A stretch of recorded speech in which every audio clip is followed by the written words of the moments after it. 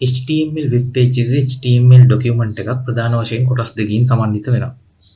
මෙන්න මේ වගේ head section එකකින් සහ body section එකකින් කියන කොටස් දෙක තමයි HTML page එකක HTML basic structure එක වෙන්නේ.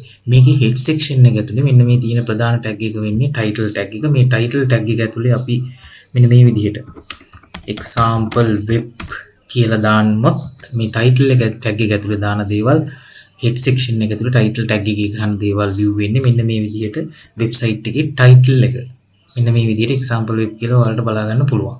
මේකෙදී අපිට මේ web එකේ content එක වෙන්නේ මෙන්න මේ වෙන මුකුත් මේ empty සුදු පාට කොටස තමයි screen එකේ පේන website එකේ content එක වෙන්නේ. ඒකේ මොන හරි දෙයක් මේව කරන්න ඕන නම් අපිට කිසියම් දෙයක් වීඩියෝ එකක් image එකක් දාන්න ඕන නම් ඒ ඔක්කොම දාන්නේ body section එක ඇතුලේ. මේ විදිහට ගැහුවොත්